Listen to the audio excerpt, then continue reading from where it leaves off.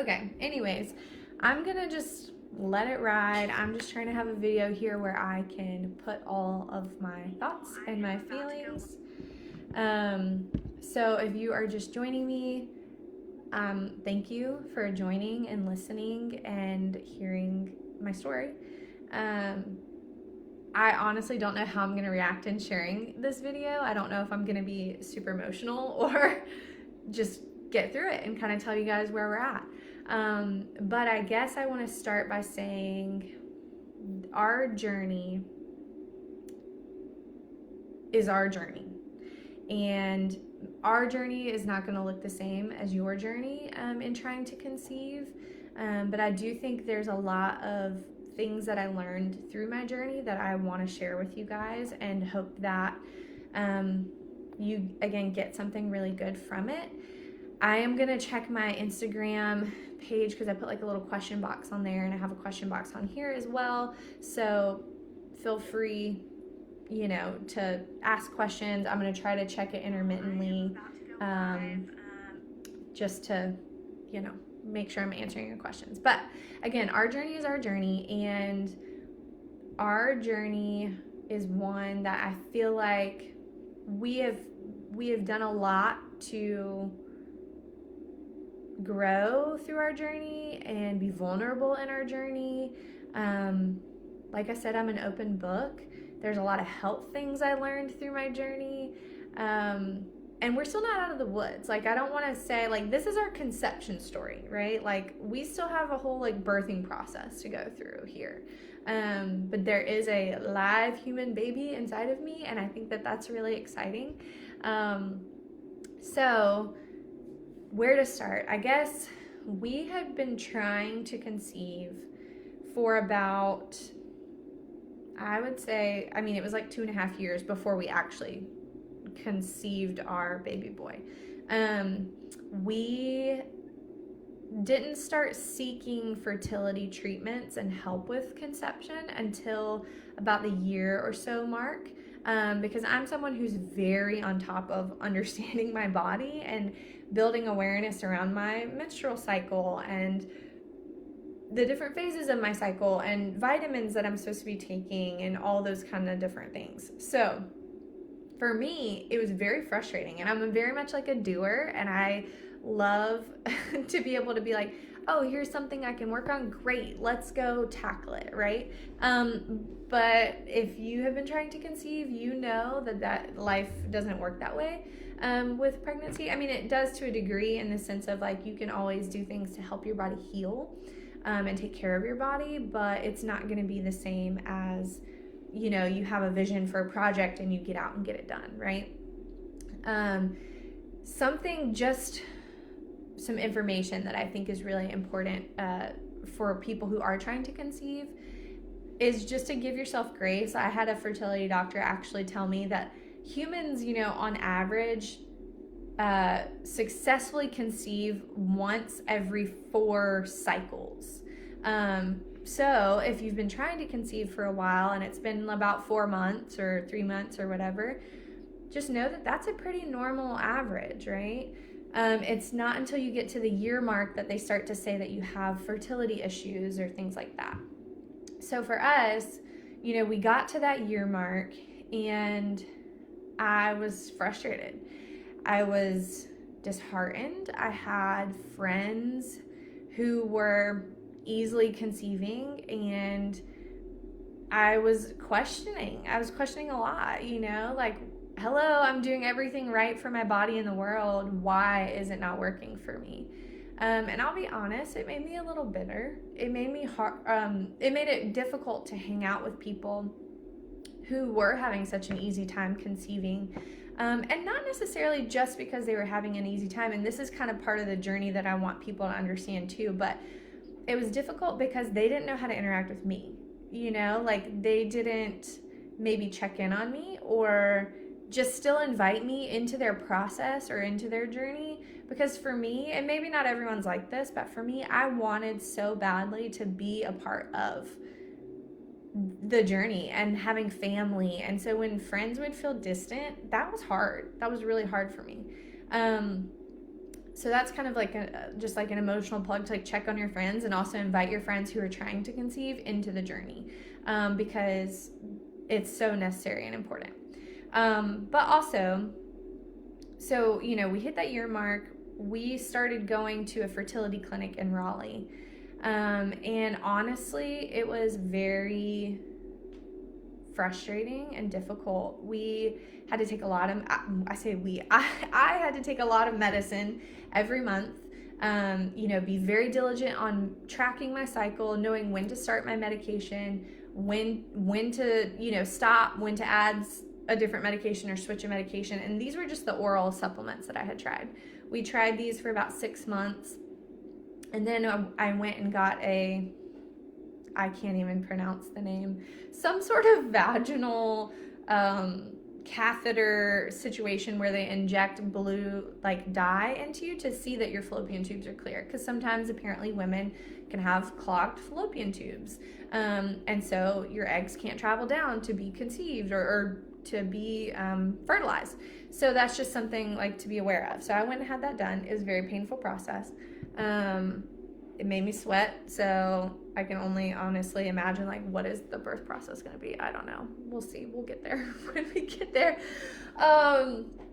But so I did all that. Everything was clear. Every month when I did my medications, everything was fine. I had unexplained infertility. That's what it was. I didn't have PCOS. I didn't have endometriosis. And so I'm like, what is going on here? This is so annoying. And I think that's what made it even harder. It would have been easier maybe for me, maybe not, again, maybe not everyone's like this, but it might have been easier for me had I had something really wrong, to accept that lot a little bit is different. But so we did that for about another year. And then that's when we decided we were going to start doing IUI or IVF. We not exploring those options. And I just want to say, again, shout out to friends who are so supportive, and not friends, acquaintances who just care and they have your back. And, I had multiple people during the time of our trying to conceive journey who were praying for me. People who would randomly text me and be like, hey, I saw this and I thought of you. People who were reaching out, sending me Starbucks gift cards, random things to just show acts of kindness. It means a lot. It means a lot. And for those people who did that, just thank you. I appreciate you. When I was really down in the dumps, I had people who were like, hey, if you're on this IVF journey and you need to raise money, I'll start you a GoFundMe, right? And that meant more to me than a lot of things did at the time. So anyways, we had gotten to this point where we were like, we don't know what else to do. So we decided to try IUI. Prior to trying IUI, I had started doing acupuncture, which I'm a believer in. I believe that acupuncture provided me a great deal of space to at least de-stress, right? And we all know stress is a huge, huge, huge factor in your body's systems working properly. And I'm not someone who on a cognitive level often thinks that I'm stressed, but my body recognizes it. My body can understand when I'm stressed. And so going to acupuncture gave me time and space to take a nap if I needed to take a nap. It also helps increase your blood flow, and for women on your cycles, you need proper blood flow. You need it to be consistent. You need it to be the right color. You need it to be enough. You need your other organ systems to be getting enough oxygen and blood flow. So it was very beneficial for me to do that. And then during that time, we decided to start doing IUI because that was the step down from IVF. Basically, we got connected with another fertility clinic. We went and did the IUI process. Again, not a very comfortable procedure. Wait, hold on. I actually have to back way up before we did this. Before acupuncture, before IUI, we're in December now. IUI stuff was in June. Acupuncture was like January to June kind of thing. Before that, I actually spoke at a conference called the Look Up Conference that my friend Lauren put together. And at that conference, I shared about my fertility journey a little bit and how difficult that was for me. And to be able to like live authentically in the frustration, but also the hope, right? So there's like this delicate balance of trying to pursue hope and like pursue things that you know are healthy and good for you, and also feeling frustrated and being able to be authentic with God about that. And I think that's a really important piece because I don't feel like it was until I was able to get really authentic with God that some of these like chains and things started breaking off of me. And when I say authentic with God, I mean, yeah, we can say, oh, we're praying about this or we're surrendering this thing or what have you. But I'm telling you, it was not until I was like sitting in my bathtub, like wailing, crying, and being mad at God that I feel like I was finally like, like I gave it all over, right? And during that process of speaking at that conference, I had multiple friends who were also speaking at that conference praying over me. And it was just so beautiful, their prayers. And, you know, they prayed for me to be able to get pregnant. And I'm not even kidding you, y'all. 6 weeks later, I was pregnant. I was not doing IUI yet. We had done some fertility, like boosting meds, but not like shots or anything like that. It was just like the pills and supplements. But yeah, I got pregnant back in October. Yeah, it was October because the conference was early November, so I was pregnant in October of 2021. And I was like, oh my gosh, this is the miracle. Like, they prayed for it and it happened. I was like, wow, this is crazy. And even at that conference, I was pregnant, speaking through my fertility journey, but I also knew that it was not a viable pregnancy. And let me just tell y'all, speaking about your journey when no one else knows what's going on for you, whew, that was a tough time. That was tough. Anyways, so prayed through that, spoke at that conference, was devastated. I mean, devastated. Obviously, like we had been trying for so long with like not even the subtlest hint of luck, you know, and finally it happens and then it feels like it's being ripped away. That's like really hard.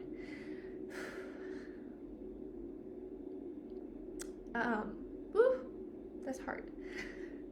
I told y'all I didn't know if I was gonna cry, but here we are. So we went through that whole process. You know, that Christmas, we just were like, we're staying home. We're not going anywhere. We don't want to celebrate, you know, with people. And so that was like a healing time, healing journey. That's when I started doing acupuncture and really leaning into that and continuing to just be authentic and mad and frustrated and all the things, right? But basically, you know, through that process, we started doing with the Look Up conference group, we started doing these like discipleship group things with women. And that was like a whole nother process of surrender and like letting go of my plan and my organized timelines and all these things. And through that process, again, one of the nights we were just like talking and praying, like, what do we need to trust God with? I offered my opinion of like, I need to trust God with this fertility journey. And I had one of the leaders, she prayed over me and she basically like prophesied that she felt like I was having a little boy. And it's actually very interesting. Like a lot of I read this book called Manifesting Supernatural Childbirth. And in it, you know, it talks to women in the Bible who also struggled to conceive. And it's interesting that a lot of these women who struggled to conceive, when they finally did, they conceived a boy. And the boy was often a prophet. And so that was just kind of like very powerful for us. And so I was obviously, when we got pregnant the second time, was dying to know if I was having a little boy, because I was like, is this true? What's going on? What happened? So anyways, that was just really, that was a really cool thing. But anyway, so she prophesied that over me, prayed that over me. I'm trying to like think through timelines. We're, into this spring and doing acupuncture. We decided to do IUI. Okay, now here's like some of the kicker and the like miracle time, right? So we do IUI and it's expensive and it's painful. Like you have to do these shots. And that's like just, I don't know. It just is like this weird, you're like, weird. Okay, like my baby is being like conceived through this medication. I don't know. It's just like kind of a weird experience. So we went and did that, came back home. My friend Grace was like, I feel like I need to come over to your house and pray over you guys.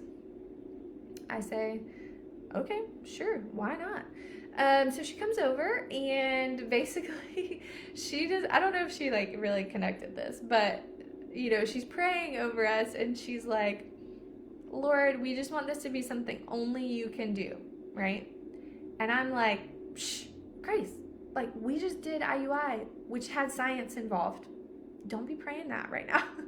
Which is like, so that's just a ridiculous attitude. But obviously I was like, oh gosh, like don't make this a whole nother learning curve, Lord. I can't handle it kind of thing. But so she prayed that, and then it's just interesting because like a couple weeks later, we found out that it didn't work. It was sad, but we also were still like, okay, like it could work, it could not. Ooh, he's moving in there. So we were okay with it, but we were also like, let's go ahead and just dive right back into it, because we had all these medications left still. And they were expensive, so we were like, we're gonna use them, right? But in order to start your IUI processes, you have to like get your baseline ultrasounds, and then you have to start the medications on certain days of your cycle and all this stuff. Well, a year and some change before that, I had gotten like my testosterone, estrogen, progesterone, all that stuff checked, and my testosterone levels were actually kind of low. And so I had gotten on a cream way back when to help boost my testosterone levels. And this time when we were going back into the IUI process, I was like, hey, could y'all just check those again? I kind of feel like maybe they're a little high, or sorry, maybe a little low again. And if they are, like y'all can give me some cream to help boost that, to help with the fertility process. Which yes, you do need testosterone. A lot of people don't realize that, but as women, we need that as well. So they checked my levels and they were like, your levels are extremely high. Like this is insane.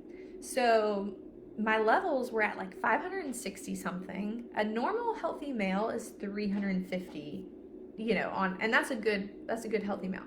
Women on average are anywhere between like 25 and 90 as like a healthy range, or maybe even 70 or something like that. But mine were like 560 something. So the doctor was like, are you taking supplements? Tell me now. And I'm like, I swear I'm not. And he was getting mad at me, y'all. He was like, okay, don't lie to me. Like, you're taking supplements. What's going on? I was like, no, I'm not kidding you. Literally, I'm not taking anything. So he was like, well, we can't start IUI because if we do that and your levels are this high, it's going to mess up the development of the sex of your baby. And I was like, oh my gosh, like what's going on? So they checked my levels the next day. Y'all, they dropped in half. My levels cut in half. Then I got them checked like 5 days later, and my levels were all the way down to like 25 or 30. To this day, no clue what caused my levels to spike that high. But because of that, the doctor was like, well, we're not going to do the IUI round. So we didn't do it. We did not do our IUI round that time.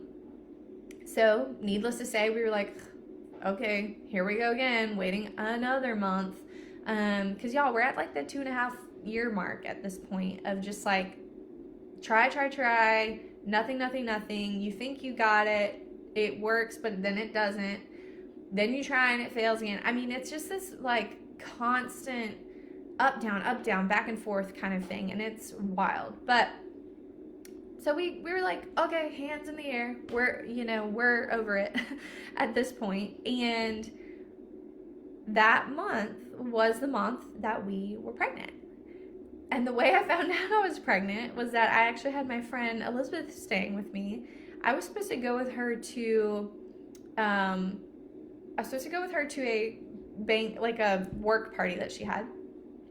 And you know, in the back of my mind, I'm like, oh, like maybe I shouldn't be drinking if I'm pregnant. Like, I don't know if I go to this party, like, and I have a glass of wine, what is that going to do to me, basically? So I test for being pregnant that morning just to make sure. I'm also not feeling very good at this point. Like, not nauseous, sick, but like fever. Like, I have a fever. And I test for pregnancy, test positive, but it's very, very faint, very faint. So if y'all know, your HCG levels need to rise. They need to basically like double every 2 or 3 days or whatever, in order to show that your pregnancy is viable. So my levels were probably really low, so it was a very faint line on the strip, and I was like, oh my gosh, I might be pregnant. What? And then later that afternoon, I also tested positive for COVID. So I didn't go with her to this, party. And I tested positive for both COVID and pregnancy on the same day. I'm freaking out. But remember how earlier I told you guys about friends that just like are in tune with the Holy Spirit and check in on you? I had this friend, and mind you, again, she's not a friend that I like talk to all the time or like keep informed of things like this. But I had this friend reach out to me, and she's like, I've been reading this. No, she didn't even say that. She's just like, hey, is there anything I can be praying for you for today? And I was like, well, girl, actually, I'm COVID positive and pregnancy positive. So could you please pray for that? Because I was freaking out. Like, what if COVID messes this up? Like, this is our little miracle child, and I'm going to be so frustrated. So she's like, oh my gosh, that's so crazy, because the reason I messaged you is because she basically pulled up this whole scripture passage about like generations, like creating generations beyond you and healing in generations and family and all this stuff. So she didn't even know, like that I was pregnant, but that's what she was led to share with me. So she did that. And then my pastor had messaged me randomly that Sunday and was just like, hey, we're thinking of you guys. How are y'all on your pregnancy journey? And I was like, well, oh my goodness, let me tell you, you gotta know. So anyways, I basically started telling people pretty soon, if I saw them in person. Obviously I didn't blast it on social media or whatever, but people that I saw in person, I told them. Because to me, it was like all these people all along the way had been a part of my journey of praying for me, of supporting me, of providing me with insight or help or whatever, right? And so these people, I was like, y'all need to know. Essentially like a couple weeks later, my family had come in town before that. And I was crying to them how frustrated I was about this whole process. And then it's funny because I was maybe not pregnant yet, but like that was the conception window, And so I'm like crying in frustration. And then like obviously this little miracle is forming inside of me already. And it's kind of wild. So for me, I guess just like in our trying to conceive journey, some takeaways, I guess, things that have been helpful. For one is that like, yes, your health matters because a lot of people just think they can like get off the pill and all of a sudden get pregnant, and it doesn't work that way, especially if you've been on the pill or birth control for a long, long time. You need to get off that stuff if you're trying to conceive or want to conceive anytime in the next 5 years. Because it is a detriment to your health. It numbs all of your systems, and you have to have your body heal from that in order for it to like work properly. I had been on birth control for like 8 to 10 years or something like that. I mean, it was crazy. It was a long time. All because of like terrible cramps, which now I know there's a lot of ways you can heal that and fix that. But all that to say, your health matters. What you do now matters for your body in 5 years. So if you are binge eating all the sweets and drinking every weekend and not like moving your body, not detoxing your body, all these different things, like your body is not going to like that in 5 years when you want it to do something good for you. So your health matters. Number 2 is that people around you matter. If you don't feel supported in your journey, find people who will support you. And if you have people who are supporting you in your journey, make sure you tell them that they're supporting you, because they need to know that what they're doing matters too. And I would say just like, don't be afraid to reach out to people who are struggling, or, I mean, even if you aren't struggling and you have a friend who's struggling, like invite them still into your process of getting pregnant and sharing the joys of that, because if you don't, that makes it feel like there's this even greater divide of like haves and have-nots. And so, yeah, I just like encourage friends to show up, to support, to be there for each other. And then I guess another piece of it too is like reducing stress, making sure that you are checking in and being authentic with where you're at, because if you're not authentic with where you're at, it's going to make it really difficult, I think, to surrender truly, and it's going to make it really difficult to accept where you're at. And when you can't accept where you're at, that makes it really hard. So definitely just like be aware of that. So again, your health matters now for your body in 5, 10, 15 years, right? It's all preventative, it's all proactive stuff that you can do for yourself. Your community matters. If you don't feel supported, find people who will support you. Stress reduction matters. Please reduce the stress where you can. Living authentically matters. That's huge for being able to, I think, again, like receive the gift of life. Because that's what it is. It's a gift. Life is a miracle. So I guess that's another piece too, right? Is that like this whole process is a miracle process. And don't let anyone tell you otherwise. It is not just a scientific process. I mean, it is, but it's a miracle also. Like, your body is designed to house life. But if the life is not good for you, or if your body is not good for the life, it will not work, right? And so, and that's a miracle in and of itself too. Like, I know it's really hard to miscarry and it's hard to lose babies, but it's also a protection factor. Like, it is designed to protect you and your baby in that way.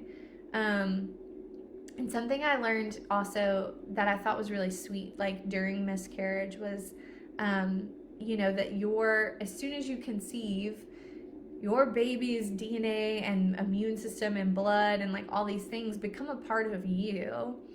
And that immune system becomes your first line of defense for viruses, for all these different things. And so it's like, even though you may not have a physical baby here with you, your baby lives on in you as your first line of defense for protecting you. And I just think that that's really sweet. So there's a lot to our journey and our story. And again, I'm not going to say we're out of the woods by any means, because we're not. We're still in the journey. I'm still pregnant. I still have a ways to go. I'm only 26 weeks as of now, but I was really convicted the other day about giving credit where credit's due. And I just think that this pregnancy is a miracle. And the Lord has been at work, again, in support systems, in friends. And I don't want to come on here and try to just like sell you on some sort of like, oh, like just do all these like 20 supplements and you're going to be fine. Because it doesn't work quite like that. Like, everybody's body is different. And until you have somebody journeying with you to like decipher through a lot of that stuff, you're not going to know the exact like science and supplements and things like that you need. But this life is a miracle. And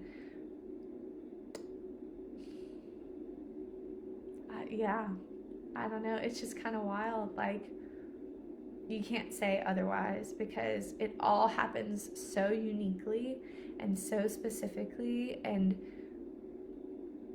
it's just wild, y'all. It's wild. So I am gonna just kind of leave this here. I know there's probably a lot of you, again, dying to ask questions, and I have a lot of things that I did do for health and wellness across my journey.